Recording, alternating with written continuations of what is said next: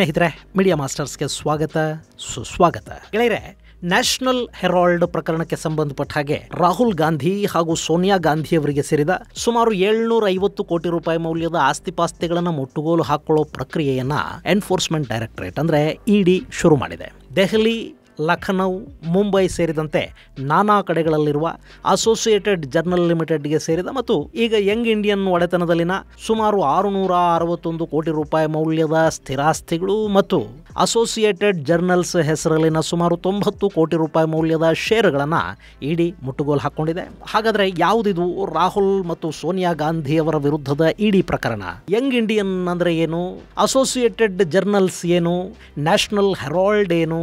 ಅಲ್ಲಾಗಿರುವ ಅವ್ಯವಹಾರ ಏನು? ಇಲ್ಲಿ ಇಡಿ ಯಾಕೆ ಬಂದಿದೆ ಅನ್ನೋ ಬಗ್ಗೆ ಒಂದಷ್ಟು ಮಾಹಿತಿಯನ್ನು ನಾವಿಲ್ಲಿ ನೋಡೋಣ.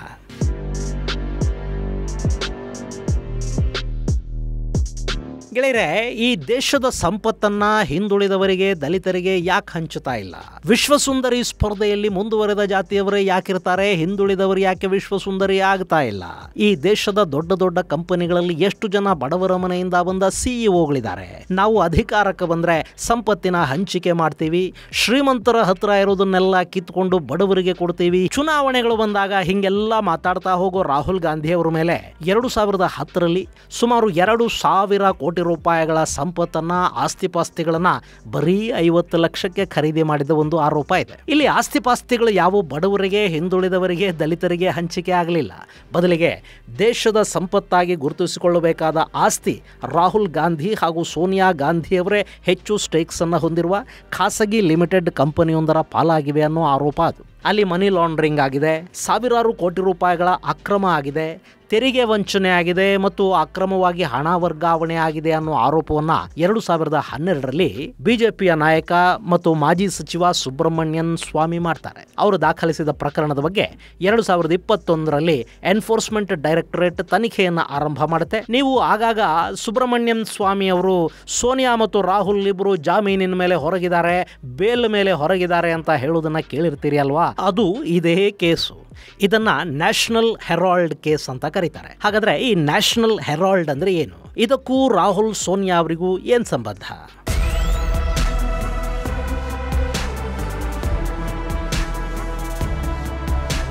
ಗೆಳೆಯರೆ, 1938ರಲ್ಲಿ ಜವಾಹರ್ಲಾಲ್ ನೆಹರು ಅವರು ಒಂದು ಪತ್ರಿಕೆಯನ್ನು ಸ್ಥಾಪನೆ ಮಾಡ್ತಾರೆ. ಅದರ ಹೆಸರು ನ್ಯಾಷನಲ್ ಹೆರಾಲ್ಡ್. ಅವತ್ತಿಗೆ ಭಾರತದಲ್ಲಿ ಬ್ರಿಟಿಷರ ಆಳ್ವಿಕೆ ಇತ್ತು. ಕಾಂಗ್ರೆಸ್ ನಾಯಕರಿಗೆ ಅವರ ಅಭಿಪ್ರಾಯವನ್ನ ಜನಕ್ಕೆ ಮತ್ತು ಬ್ರಿಟಿಷ್ ಸರ್ಕಾರಕ್ಕೆ ತಿಳಿಸೋದಕ್ಕೆ, ಒಂದು ಜನಾಭಿಪ್ರಾಯವನ್ನು ಮೂಡಿಸೋದಕ್ಕೆ, ತಮ್ಮ ಚಳವಳಿಯನ್ನ ಮುನ್ನಡೆಸೋದಕ್ಕೆ ಕೂಡ ಒಂದು ಪತ್ರಿಕೆಯ ಅಗತ್ಯ ಇತ್ತು. ಹೀಗಾಗಿ ನೆಹರು ನ್ಯಾಷನಲ್ ಹೆರಾಲ್ಡ್ ಅನ್ನೋ ಪತ್ರಿಕೆಯನ್ನು ಪ್ರಾರಂಭ ಮಾಡಿದ್ರು. ಅದನ್ನು ನಡೆಸೋದಕ್ಕೆ ಒಂದು ಕಂಪನಿ ಬೇಕಲ್ಲ, ಅದಕ್ಕಾಗಿ ಅಸೋಸಿಯೇಟೆಡ್ ಜರ್ನಲ್ಸ್ ಲಿಮಿಟೆಡ್ ಅನ್ನೋ ಕಂಪನಿಯನ್ನು ಕೂಡ ಸ್ಥಾಪನೆ ಮಾಡಲಾಯಿತು. ಈ AJL ಇತ್ತಲ್ಲ, ಇದೇ ನ್ಯಾಷನಲ್ ಹೆರಾಲ್ಡ್ ಪತ್ರಿಕೆಯನ್ನು ನಡೆಸ್ತಾ ಇತ್ತು.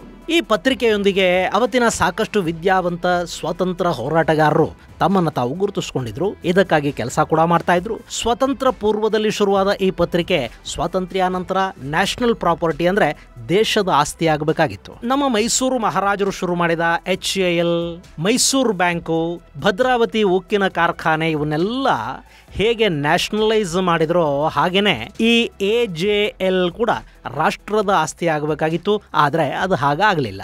ಮುಂದೆ 2010ರ ವೇಳೆಗೆ ಈ ಪತ್ರಿಕೆ ಇತ್ತಲ್ಲ, ಇದು ತುಂಬಾನೇ ನಷ್ಟಕ್ಕೀಡಾಗ್ತಾ ಹೋಯ್ತು. ಅದನ್ನ ನಡೆಸೋದಕ್ಕೆ ಸಾಧ್ಯನೇ ಇಲ್ಲ ಅನ್ನೋ ಪರಿಸ್ಥಿತಿ ನಿರ್ಮಾಣವಾಯ್ತಂತೆ. ಹೀಗಾಗಿ ಈ AJL ಸಂಸ್ಥೆಯ ಷೇರುಗಳನ್ನ ಯಂಗ್ ಇಂಡಿಯಾಗೆ ವರ್ಗಾವಣೆ ಮಾಡಲಾಯಿತು. ಅದಕ್ಕಾಗಿ ಯಂಗ್ ಇಂಡಿಯಾ AJLಗೆ ಕೊಟ್ಟಿದ್ದು 50 ಲಕ್ಷ ರೂಪಾಯಿಗಳು. ಇಲ್ಲಿ ಹೀಗೆ ಒಂದು ಕಂಪನಿಯನ್ನ ಇನ್ನೊಂದು ಕಂಪನಿ ಖರೀದಿ ಮಾಡ್ತಲ್ಲ, ಅದರ ಜೊತೆಗೆ ಈ AJL ಮಾಲೀಕತ್ವದಲ್ಲಿದ್ದ ಸಮಸ್ತ ಆಸ್ತಿಗಳು ಕೂಡ ಯಂಗ್ ಇಂಡಿಯನ್ ಪಾಲಾಗಿ ಹೋದ್ವು. ಇದರಲ್ಲಿ ದೆಹಲಿಯ ಬಹದ್ದೂರ್ ಶಾ ಜಫರ್ ಮಾರ್ಗದಲ್ಲಿನ ಹೆರಾಲ್ಡ್ ಹೌಸ್ ಸೇರಿದಂತೆ ಮುಂಬೈ, ಲಖನೌಗಳಲ್ಲಿದ್ದ ಸಾಕಷ್ಟು ಆಸ್ತಿಪಾಸ್ತಿಗಳು ಕೂಡ ಯಂಗ್ ಇಂಡಿಯನ್ ಪ್ರೈವೇಟ್ ಲಿಮಿಟೆಡ್ಗೆ ಸೇರ್ಪಡೆ ಆದವು. 2012ರವರೆಗೆ ಎಲ್ಲ ಚೆನ್ನಾಗೇ ಇತ್ತು. ಆದರೆ 12ರಲ್ಲಿ ಇದರ ಮೇಲೆ ಮಾಜಿ ಕೇಂದ್ರ ಸಚಿವ, ಬಿಜೆಪಿಯ ಹಿರಿಯ ನಾಯಕ ಸುಬ್ರಮಣ್ಯನ್ ಸ್ವಾಮಿ ಅವರು ಕಣ್ಣುಬಿತ್ತು. ಅವರು ನ್ಯಾಷನಲ್ ಹೆರಾಲ್ಡ್ ಹಸ್ತಾಂತರದಲ್ಲಿ ದೊಡ್ಡ ಪ್ರಮಾಣದ ಭ್ರಷ್ಟಾಚಾರ ಆಗಿದೆ ಅಂತ ನ್ಯಾಯಾಲಯದ ಮೆಟ್ಟಿಲೇರಿದ್ರು. ಇಲ್ಲಿ ಯಂಗ್ ಇಂಡಿಯನ್ ಅಂದ್ರೆ ಯಾರು ಗೆಳೆಯರೆ? ಈ ಯಂಗ್ ಇಂಡಿಯನ್ ಪ್ರೈವೇಟ್ ಲಿಮಿಟೆಡ್ ಅನ್ನೋದು ಸಂಸದ ಮತ್ತು ಪ್ರತಿಪಕ್ಷ ನಾಯಕ ರಾಹುಲ್ ಗಾಂಧಿ ಹಾಗೂ ಅವರ ತಾಯಿ ಶ್ರೀಮತಿ ಸೋನಿಯಾ ಗಾಂಧಿಯವರು ಅತಿ ಹೆಚ್ಚು ಸ್ಟೇಕ್ ಅನ್ನು ಹೊಂದಿರುವ ಒಂದು ಕಂಪನಿ. ಇದು 2010ರಲ್ಲಿ ಸ್ಥಾಪನೆ ಆಗುತ್ತೆ. ಅವತ್ತು ಸುಮನ್ ದುಬೆ, ಮೋತಿಲಾಲ್ ವೋರಾ, ಸ್ಯಾಮ್ ಪಿತ್ರೋಡಾ, ಅದೇ ಕಳೆದ ಲೋಕಸಭಾ ಚುನಾವಣೆ ಸಂದರ್ಭದಲ್ಲಿ ಶ್ರೀಮಂತರ ಆಸ್ತಿನೆಲ್ಲ ಕಿತ್ಕೊಂಡ್ಬಿಟ್ಟು ಬಡವರಿಗೆ ಹಂಚಿಬಿಡ್ತೀವಿ ಅಂತ ಹೇಳಿದ್ರಲ್ಲ ಸ್ಯಾಮ್ ಪಿತ್ರೋಡಾ, ಅದೇ ಸ್ಯಾಮ್ ಪಿತ್ರೋಡಾ, ಆಸ್ಕರ್ ಫರ್ನಾಂಡಿಸ್ ಮತ್ತು ಸೋನಿಯಾ ಹಾಗೂ ರಾಹುಲ್ ಇವರೆಲ್ಲ ನಿರ್ದೇಶಕರಾಗಿ ಈ ಸಂಸ್ಥೆಯನ್ನು ಸ್ಥಾಪನೆ ಮಾಡಿದರು.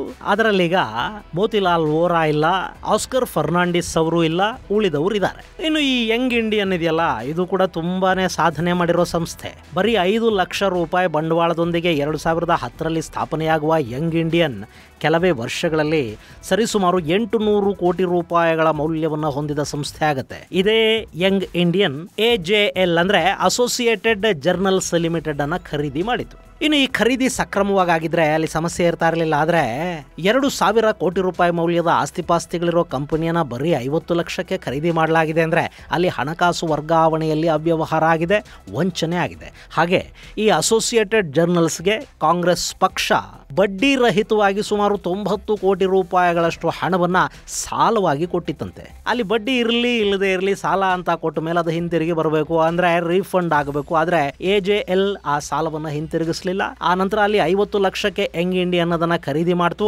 ಅಂದ್ರೆ ಕಾಂಗ್ರೆಸ್ ಪಕ್ಷ ಸಾಲದ ರೂಪದಲ್ಲಿ ಕೊಟ್ಟ ಹಣ ಯಂಗ್ ಇಂಡಿಯನ್ ಅನ್ನ ಸೇರ್ತು ಅಂತ ಆಯ್ತಲ್ಲ. ಇದು ಅಕ್ರಮ ಹಣ ವರ್ಗಾವಣೆ ಅನ್ನಿಸ್ಕೊಳ್ಳುತ್ತೆ. ಹಾಗೆ ಕೋಲ್ಕತಾ ಮೂಲದ ಶೆಲ್ ಕಂಪನಿಯೊಂದು ಇಲ್ಲಿ ಯಂಗ್ ಇಂಡಿಯನ್ ಹಾಗೂ AJL ಮಾರಾಟ ಪ್ರಕ್ರಿಯೆಯಲ್ಲಿ ಕಾಣಿಸ್ಕೊಳ್ಳುತ್ತೆ.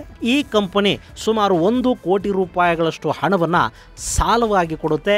ಇದು ಮತ್ತೊಂದು ಅಕ್ರಮ ಅನ್ನೋದು ಆರೋಪ. ಒಟ್ಟಾರೆ AJLನ ಆಸ್ತಿಪಾಸ್ತಿಗಳನ್ನ ಸರ್ಕಾರಕ್ಕೆ ತೆರಿಗೆ ವಂಚಿಸಿ ಅಕ್ರಮ ಹಣ ವರ್ಗಾವಣೆಯ ಮೂಲಕ ಇಲ್ಲಿ ರಾಹುಲ್ ಗಾಂಧಿ ಮತ್ತು ಸೋನಿಯಾ ಗಾಂಧಿ ಅತಿ ಹೆಚ್ಚು ಪಾಲನ್ನ ಹೊಂದಿರುವ ಯಂಗ್ ಇಂಡಿಯನ್ಸ್ ತನ್ನ ವಶ ಮಾಡಿಕೊಂಡಿದೆ. ಹೀಗಾಗಿ ಈ ಬಗ್ಗೆ ಕೂಲಂಕಷ ತನಿಖೆ ನಡೀಬೇಕು ಅಂತ ಸುಬ್ರಹ್ಮಣ್ಯನ್ ಸ್ವಾಮಿ ಒಂದು ಪ್ರಕರಣವನ್ನು ದಾಖಲು ಮಾಡ್ತಾರೆ. ಈ ಬಗ್ಗೆ ಇಡಿ ತನಿಖೆಯನ್ನು ಕೈಗೆತ್ತಿಕೊಳ್ಳುತ್ತೆ. ರಾಹುಲ್ ಗಾಂಧಿ ಮತ್ತು ಸೋನಿಯಾ ಗಾಂಧಿ ಈ ಪ್ರಕರಣದಲ್ಲಿ ನ್ಯಾಯಾಲಯಕ್ಕೆ ಹಾಜರಾಗಿ ಜಾಮೀನನ್ನು ಕೂಡ ಪಡ್ಕೋತಾರೆ.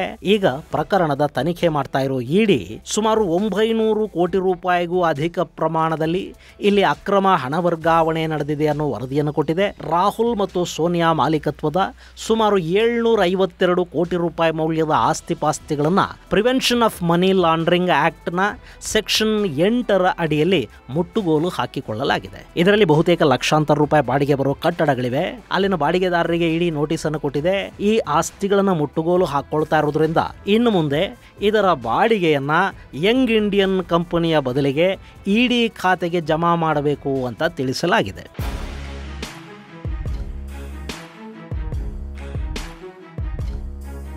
ಇನ್ನು ಯಥಾ ಪ್ರಕಾರ ಇದನ್ನ ರಾಜಕೀಯ ಪ್ರೇರಿತ ಕಾರ್ಯಾಚರಣೆ ಅಂತ ಕಾಂಗ್ರೆಸ್ ಪಕ್ಷ ಆರೋಪ ಮಾಡಿದೆ. ಪ್ರತಿಪಕ್ಷಗಳನ್ನ ದಮನ ಮಾಡೋ ನಿಟ್ಟಲ್ಲಿ ಬಿಜೆಪಿ ಕೈಗೊಳ್ತಾ ಇರೋ ಕ್ರಮ ಇದು. ಇದನ್ನ ನಾವು ನ್ಯಾಯಾಲಯದಲ್ಲಿ ಪ್ರಶ್ನೆ ಮಾಡ್ತೀವಿ ಅಂತ ಕಾಂಗ್ರೆಸ್ ಪಕ್ಷ ಹೇಳಿದೆ. ಇನ್ನು ಯಂಗ್ ಇಂಡಿಯನ್ ಕಚೇರಿಗೆ 2022ರಲ್ಲೇ ಇಡಿ ಬೀಗ ಜಡಿದಿತ್ತು ಮತ್ತು ಕಾಂಗ್ರೆಸ್ ಪಕ್ಷದ ರಾಷ್ಟ್ರೀಯ ಅಧ್ಯಕ್ಷ ಮಲ್ಲಿಕಾರ್ಜುನ ಖರ್ಗೆ ಅವರನ್ನ ಕೂಡ ಸುಮಾರು 7 ಗಂಟೆಗಳ ಕಾಲ ಇದೇ ಪ್ರಕರಣದಲ್ಲಿ ವಿಚಾರಣೆಗೆ ಕೂಡ ಒಳಪಡಿಸಲಾಗಿತ್ತು. ಈಗ 752 ಕೋಟಿ ರೂಪಾಯಿ ಮೌಲ್ಯದ ಆಸ್ತಿಪಾಸ್ತಿಗಳನ್ನು ವಶಕ್ಕೆ ಪಡೆಯಲಾಗಿದೆ. ಇನ್ನು ಈ ಪ್ರಕರಣದಲ್ಲಿ ವಿಚಾರಣೆ ನಡೆದು ಅಕಸ್ಮಾತ್ ತಪ್ಪು ಸಾಬೀತಾಗಿ ಶಿಕ್ಷೆ ಆದ್ರೆ ಯಂಗ್ ಇಂಡಿಯನ್ ತನ್ನ ಉಳಿದ ಆಸ್ತಿಪಾಸ್ತಿಗಳನ್ನು ಕೂಡ ಕಳ್ಕೋಬೇಕಾಗಿ ಬರುತ್ತೆ ಮತ್ತು ರಾಹುಲ್ ಹಾಗೂ ಸೋನಿಯಾ ಗಾಂಧಿ ಇಬ್ಬರಿಗೂ ಜೈಲು ಶಿಕ್ಷೆಯಾಗುವ ಸಾಧ್ಯತೆ ಕೂಡ ಇರುತ್ತೆ.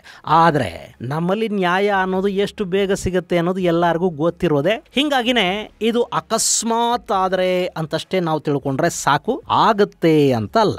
ಇದು ಗೆಳೆಯರೆ ನ್ಯಾಷನಲ್ ಹೆರಾಲ್ಡ್ ಕೇಸು ಹಾಗೂ ಇಡಿಯ ಇತ್ತೀಚಿನ ಕ್ರಮಕ್ಕೆ ಸಂಬಂಧಪಟ್ಟ ಒಂದಷ್ಟು ಮಾಹಿತಿ. ಮುಂದಿನ ಸಂಚಿಕೆಯಲ್ಲಿ ಮತ್ತಷ್ಟು ವಿಶೇಷಗಳ ಜೊತೆ ಮತ್ತೆ ಭೇಟಿಯಾಗೋಣ. ಅಲ್ಲಿವರೆಗೆ ಜೈ ಹಿಂದ್, ಜೈ ಕರ್ನಾಟಕ.